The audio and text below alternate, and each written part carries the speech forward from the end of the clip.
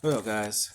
I want to talk about a few things around the NFL. I'm a little late on this video, so it is late from when the divisional round happened, but I'll give a few thoughts on it and talk about it and what other things going on in the NFL.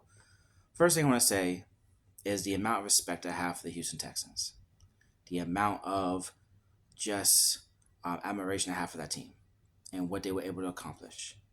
And not a single member of that organization, whether it be a coach, player, or even the fans, should hang their head. They should all hang their head, hold their head high, and be just proud of what they were able to accomplish. To go from being one of the worst teams the year prior to not only making the playoffs or winning the playoff game, and at least for the first half, keeping that game close with the Ravens is amazing. I have nothing but respect for their head coach, for CJ Stroud, and for every member of the organization. It's amazing, and they have my utmost respect. What an amazing story! What an amazing thing to do, to go from being one of the worst teams in the NFL to now being, um, to having won that playoff game and make it to the divisional round. Um, just what D'Amico Murray was able to do with that team, what CJ Stroud was able to do, and obviously, they got lucky in a sense. Bryce Young was taken by the Panthers, so they were, I don't want to say forced, but with Bryce Young already taken, CJ Stroud was the next best option. Because from rumors I heard, they liked Bryce Young, and luckily the Panthers took him. And sometimes that's all it is. It's luck. And yeah, CJ Stroud was amazing. So a lot of respect for that team. The Ravens. Um, Lamar Jackson is right now, in my opinion, the third best quarterback in the NFL behind Mahomes and Allen. And I say right now because if he wins the AFC Championship and just makes a Super Bowl appearance on the heels of most likely winning his second MVP, I think that there's really won't be any more argument as to who's the second best quarterback in the league. That would be Lamar Jackson. How he played, the way he elevated his team, um, it's amazing. It's I have so much respect for him, so much respect for that team.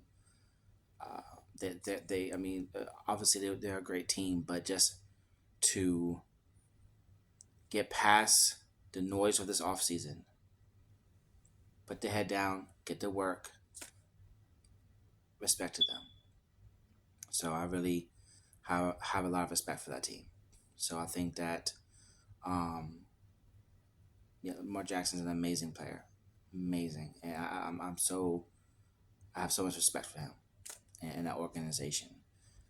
And so, moving forward, definitely, I'm excited to see what they do.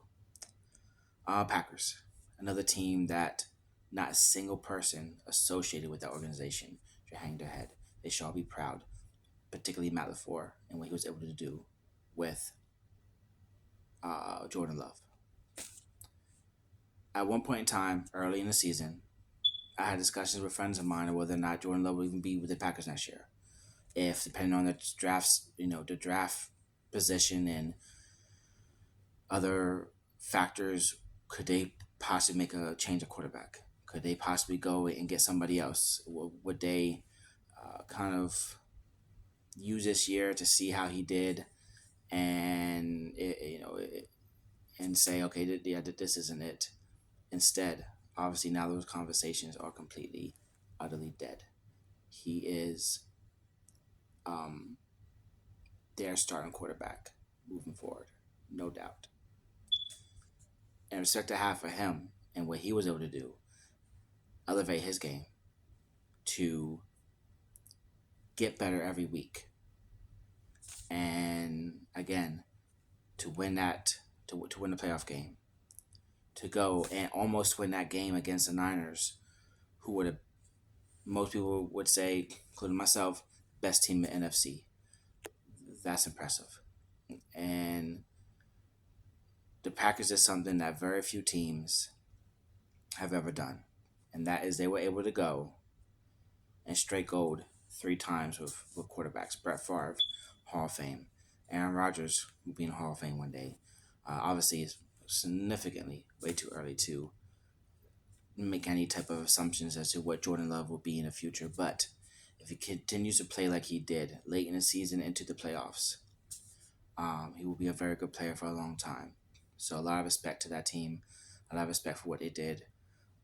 Just really liked how, even though things didn't seem to be going well for them, they appeared to never let that bother them. Like, don't worry, we're going to get it. We're going to fix it. We're going to get this taken care of. And just like that one year, Aaron Rodgers made an infamous, relax, press conference when his team was not doing well. They did it silently. There was no press conference, nothing. They just put their head down, went to work, got better, and yeah, you can't do anything but respect that. So the future looks bright for them and the Texans with their respective quarterbacks. The Niners, here's my honest opinion on Brock Purdy. I think it is asinine to compare him to someone like Josh Allen or Patrick Mahomes, who were first round quarterbacks. This is a quarterback that was literally the last pick of the draft, Mr. Irrelevant. This is a quarterback that nobody ever really expected anything from. If he became a solid number 2, a backup, his career would have been considered a success. Instead, he's a starting quarterback. He's won multiple playoff games. And no matter what you think of him, here is something you can't deny. When his team needed him the most, he won that game for them. He won that game. And I was listening to something, and someone made a good point. Everyone knows Joe Montana and the catch, right? That amazing catch that won him that game in the during his career.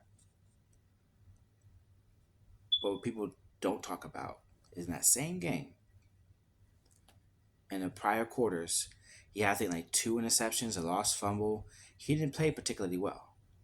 But at the end of the game, when it all mattered and when it all needed to be done, and his team needed him to step up and win and make plays, Montana did. And that's what best quarterbacks do. When the team needs them, they step up. And Brock Purdy did exactly that. So, yeah, I have a lot of respect for Brock Purdy, what he was able to do. And he didn't have a good game. He didn't. But when his team needed him, and late in the fourth quarter, he made the plays that he needed to make. Moving forward, who knows what the future holds. But I think Brock Purdy will be a good quarterback for a very long time. Bills Chiefs.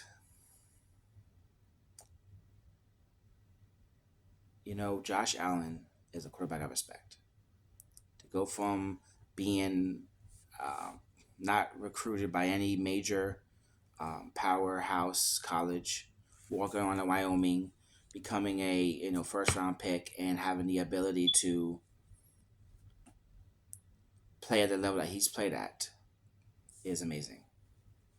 And yes, I think that his play can sometimes be a detriment to his team, but at the same time, that wasn't the case for this divisional round game. And I think the Bills have a lot of work to do for Josh Allen, meaning they need to put better pieces around him, particularly on defense. They went and got Von Miller. Von Miller had an amazing season for the LA Rams when they won the Super Bowl. But I think he used up pretty much everything he had left in the tank for that season, or half a season, whatever it was. They need some young, just talented players on defense, and they don't have that. And while Josh Allen played a good game, the Bills as a team did not. And so it's hard for me to look at Josh and say, oh, he's the reason why I didn't. No. He played well. He needs help. They need to establish a run game consistently. They need a defense. Because, like I heard somebody say, a podcast I listened to, Allen and Mahomes can't be a rivalry if Mahomes always wins. It just isn't. Same thing with Tom Brady and Peyton Manning. That was never really a rivalry, at least in the postseason, until Peyton finally won and beat Tom. But you have to get over the hump first. And Josh Allen obviously still hasn't gotten over that hump. But it's not all his fault. And so the Bills kept their head coach, which is fine. But what they need to do is now, if they're going to keep him, use this offseason to build around him. Younger players, not Von Miller, who, hey, he's a Hall of Famer. When he retires, 5 years to the date, he'll be in Canton, where he belongs. He is one of the most amazing outside linebackers of his generation. Won 2 Super Bowls. And I believe the one with Denver, he was Super Bowl MVP. He is an amazing player. But he's not the player he used to be. And that happens. It happens to everybody. It happened to Derrick Brooks. It happened to even someone as great as LT. It happened to all great defenders. Eventually, not the same player anymore. And that's fine, that's okay. But the team needs to realize that, move on, respectfully, of course, but they move on from them and get younger, talented defenders on their team. Because until then, the Chiefs are going to just keep on winning. Because they're too good of a team. They're just too good. Finally, Tampa, Detroit. Tampa, yeah, they were good. I have a lot of respect for the head coach. Baker Mayfield, and a lot of people kind of were saying, oh, Baker reincarnated his career. Baker's always been a player that he can play well one week and absolutely trash the next. There's no consistency. I'd be very hesitant to take what he did and give him a long-term contract. 2 years, fine. But to overreact and say, hey, you're my quarterback for the next 5 years, I wouldn't feel comfortable with that. I really wouldn't. I don't think he's that good. On a consistent level. And Detroit. What an amazing story. I don't think in my lifetime I've ever seen Detroit have this type of success. And one thing I want to say about Dan Campbell, the head coach. When I played, I had a head coach that was a lot like that. Just a meathead. But you know what? He endeared himself to the team. You would run through a brick wall for him. Head first. Because you're relatable. And he's down to earth. And he can talk the same lingo and be able to really have the ability to connect with his guys. And that's what Dan Campbell, obviously he can do that. Obviously he has his players just put it all on the line for him. It's amazing. I'm just so proud of that team. And if you look at it, sometimes a coach really matches the city. Sean McVay. LA, progressive. Very liberal. Very just forward thinking. what was McVay? All those things. But remember, it was McVay who started this trend of not playing your starters or your star players in the preseason. He said it's stupid. Why would I risk my star left tackle or my star wide receiver breaking their leg or getting hurt or tearing their knee in a game that doesn't matter? It's stupid. No, these guys aren't rookies. These aren't even second year players. They're veterans. They've had the whole work camp, the whole OTAs to go and get into shape and hit and practice. I don't need to play them in the preseason game. And at first, that's stupid. You're an idiot. And now several teams have implemented the same ideology. When you look at a city, sometimes a coach reflects the people of that city. What's Detroit? What's Michigan? Very middle class, 9 to 5, hard hat and a hammer type of uh, community.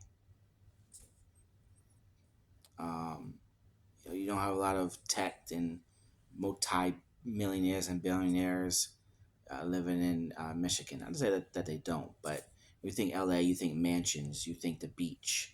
Michigan's cold, it's hard, hardworking, tough. That's Dan Campbell.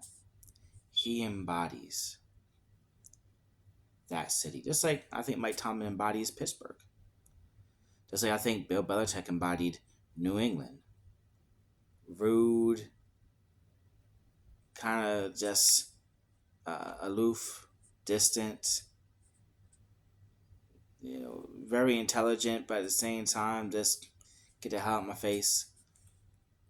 Coaches sometimes embody where they coach and where the team is located.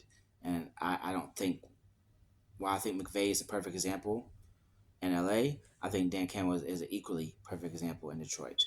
And that team is amazing. Jared Goff is amazing.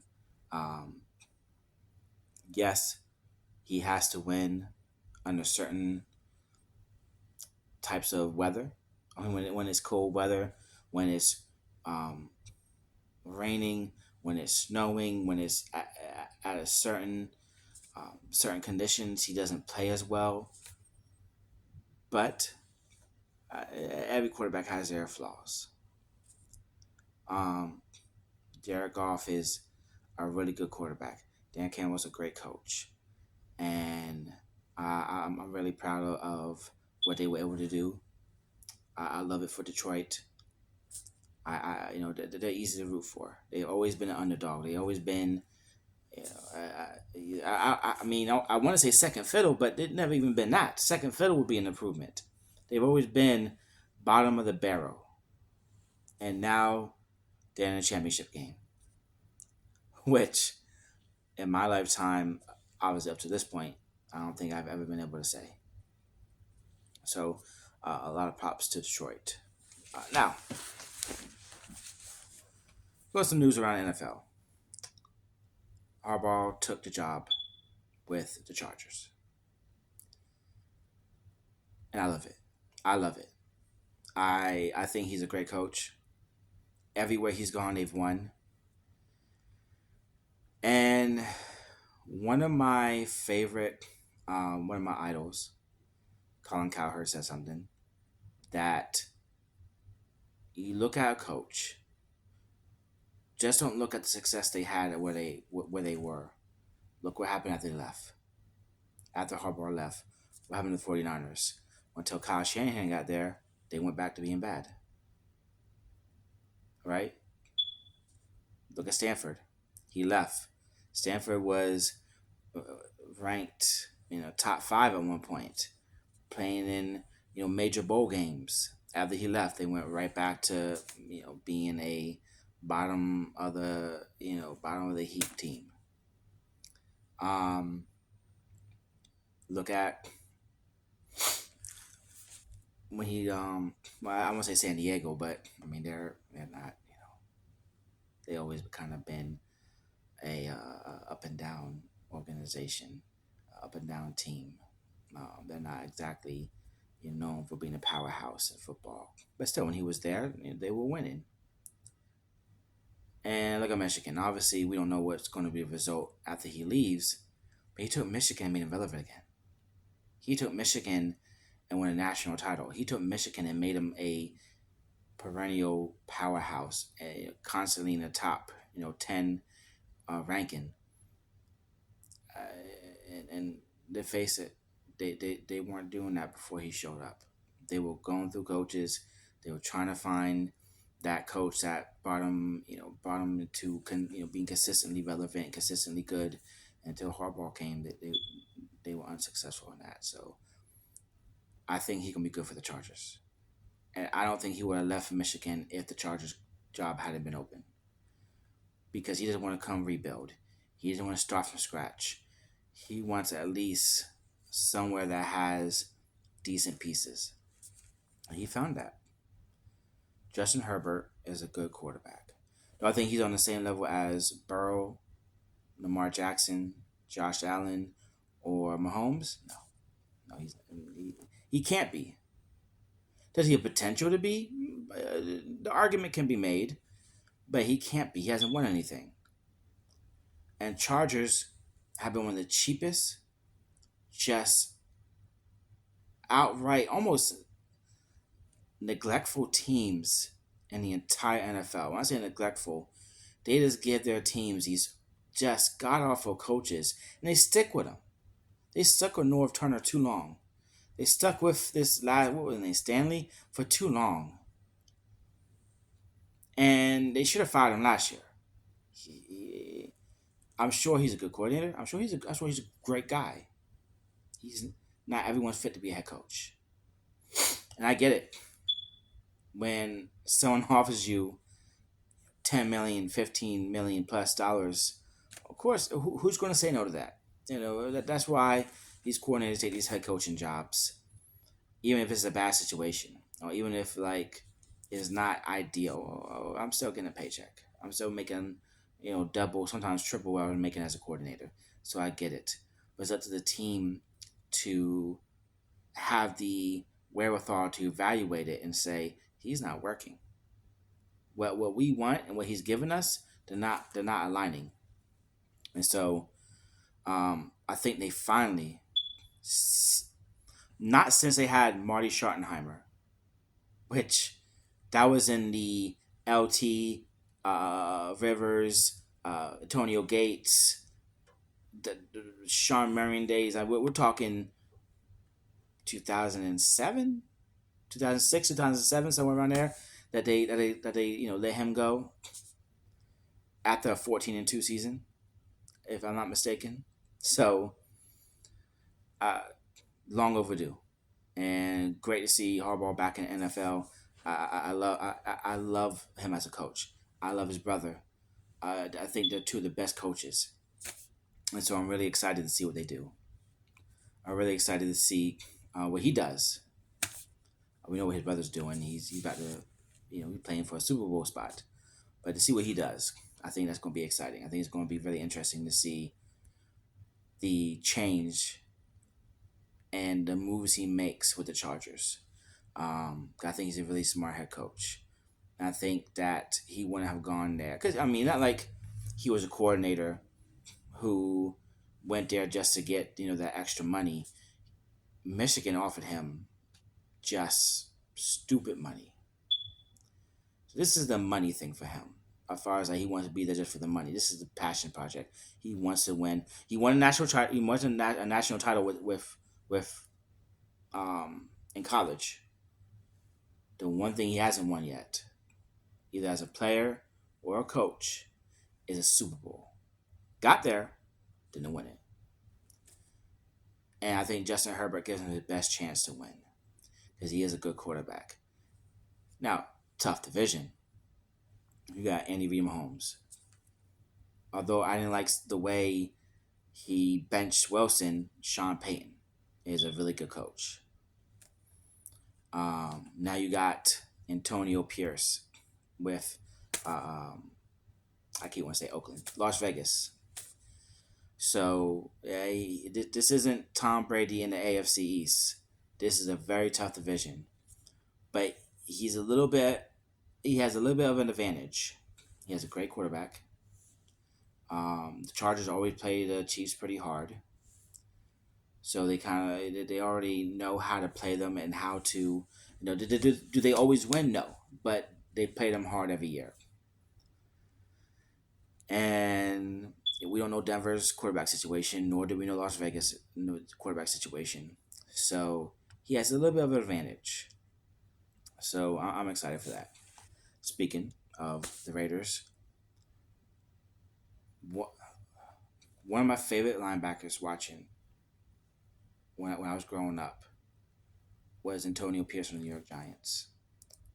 A guy that was a leader, a guy that was a uh, just a badass. He was a great player and he was tough.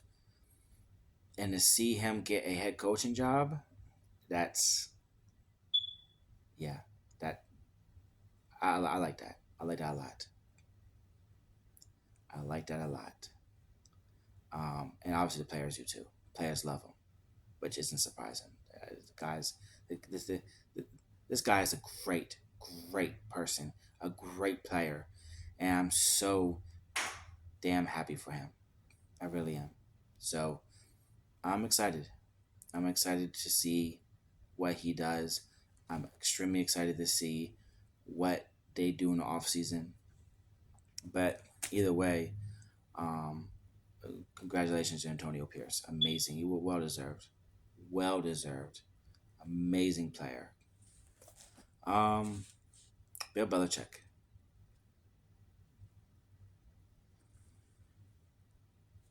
I listened to something this morning actually saying that Bill Belichick isn't getting any offers from any teams. I remember when he first got hired by New England, people told Kraft, don't do it. Don't do it. He's hard to get along with. He's stubborn. Obviously, he didn't listen. He hired him and he saw the success they had for over 20 years. But it's undeniable. He is a coach of yesteryear. The way he coached players, the way he does things, the NFL's changed. And Tom Brady was a quarterback of yesteryear. So it always kind of worked because Tom Brady grew up in that. He he became who he was in that system. But the quarterbacks now aren't going to be used to the way Belichick coaches. And he's not going to have the luxury of having Tom Brady being the leader, the team leader, to tell everyone, hey, no, just go along with it. Trust me. Trust the system. It's going to work. We're going to win championships. Also, he's horrible, horrible at personnel decisions. He just is. Um, so, and one thing I will defend Bill, he said Tom Brady wasn't the player that he used to be. And he wasn't wrong. People are going to sit there and say that that's blasphemy, that I shouldn't say that what am I talking? I'm an idiot. Let me explain. Tom Brady won a Super Bowl with Tampa. What did he have? Gronk, Antonio Brown, Mike Evans. Is it Goodwin, the other receiver there? Leonard Fournette. On the defensive side, he had JPP. He had Sue. He had who was their linebacker? Levante David. I mean, he had a lot of really good players around him. But Tom Brady used to be able to win with a bunch of nobodies. The old joke used to be, Bill Belichick needed a receiver or offensive lineman. He would go down to the supermarket, some guy bagging groceries, and say, "Hey, you want to come play receiver for me?" Or go down to the Home Depot, some big old guy, cutting wood, and be like, "Hey, come be my right guard." Um, That's because Brady's always able to make it work. Yes, it was the coaches, but it was also Tom Brady and the amount of talent that he had, that he was always able to make it work with players that really weren't. They were on any other team, they may not even start, and so he lost that ability. He needed that help, those superior talents around him to win, and he did. And if you remember, even during that year, they didn't have the best year. They weren't, you know, 15-1 or 14-2. You know, want to win, a decent amount of games, but they weren't the best team in the league. Now at the end, they got hot. They won a streak, and the rest of history. Obviously, they won a Super Bowl against Patrick Mahomes, who had both his starting tackles out. Because remember, they got hurt during their playoff run, so he was without either of his starting tackles. So they had to make excuses. They won. You win. You win. Everyone has injuries. Everyone has players and teammates who get hurt. Get over it. But still, uh, not to put an asterisk by it, but a lot of things fell into place for Tom Brady and the Tampa Bay Buccaneers when they won that Super Bowl. Um, but nonetheless, Bill just he is not a. He doesn't seem like a guy that accepts change a lot. That's willing to kind of change with the culture, change with what's going on in the current state of the NFL, and I think that's a big reason why he's just not sought after as a head coach, by many teams. Now, I listened to something they said next year, it's very possible that um, the vacancies for head coach could include Dallas, Philly, could include New Orleans, places where they have at least decent quarterback play, if not outright great quarterback play. Bills. I mean, can you really confidently say that if Josh Allen and the Bills have another early playoff exit, either in a wild card or divisional round, they won't make a change? How many years can you lose and not at least make a not playoff, but a Super Bowl berth before you finally say this isn't working out? I mean, Marty Schottenheimer got fired, as I said earlier, after a 14-2 season because they lost in the playoffs. They didn't make the Super Bowl. So, at what point in time do you say he's a good coach, a good head coach, a good head coach, but you're not giving us the results we want? So, could Dak, Josh Allen, Jalen Hurts, Derek Carr, and maybe even Caleb Williams, if he has a rocky start, if he goes to Chicago, and I know the rumors have, I don't know if it's been confirmed he's actually said this, but rumors are that he's telling people, his dad's telling people that he'll never play for Chicago. Is that true? I have no idea. But if they pick him, he does play for them. Seeing that, I forget his name, but their head coach. Obviously, he didn't get fired.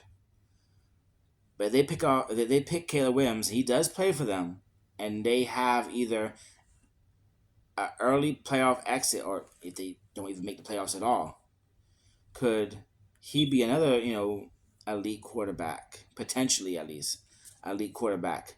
I need a head coach, having 1 year under his belt in the NFL. So next year, could Bill take a year off? Could Bill just take a year off?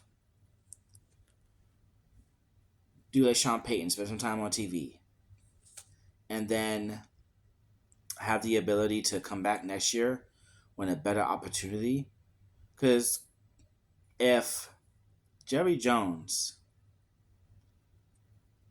and his Cowboys have another exit from the playoffs, and I know I said in my last video, the only way the Cowboys are going to change if Jerry Jones drops dead. And I still believe that. And I don't wish bad on him. I'm just saying, Jerry Jones is who he is. He's not going to change. But will another playoff exit finally convince him? Or will his son finally beg him, Dad, you're not getting much younger. Let's call Bill. We love Mike. We have another early playoff exit. I have no doubt they're going to make the playoffs. We haven't reached Detroit has reached the conference championship before we have. In the last, since the 90s. Technically, in this century, they haven't made a conference championship since 2000. So since the year 2000, in this century, Detroit has one conference championship appearance. Cowboys have 0. Well, his son finally used that to convince his dad, maybe we need to step back, call Bill, say, hey, we have the pieces. We have the quarterback. We have the defense. Michael Parsons is an extremely talented defensive player. Yeah, lots of other talent, in the defense. They have a top tier offensive line, although it's getting older. Can another disappointment in the playoffs finally convince Jerry? God damn it! You know what? Whatever. No, let's do it. I doubt it, but what could Philly? Could another disappointment cause Philly to call Bill Belichick and say, Bill, hey, we got Jalen Hurts. We got a good defense, albeit, some Fletcher Cox. Some of our other players are aging. But can you come in and help us, get us over the hump, get us that second Lombardi? So, who knows? Definitely, I think that Bill isn't interested in going to a team completely starting from scratch. He's too old for that. He tried out with New England after Brady left, starting from scratch with Mac Jones, and that didn't end well. So I'm excited to see what happens. We're excited for the championship games. It's going to be great. And hopefully next week I'll go get my thoughts on them right after they happen, not almost a week later. But thank you for watching, and see you next time.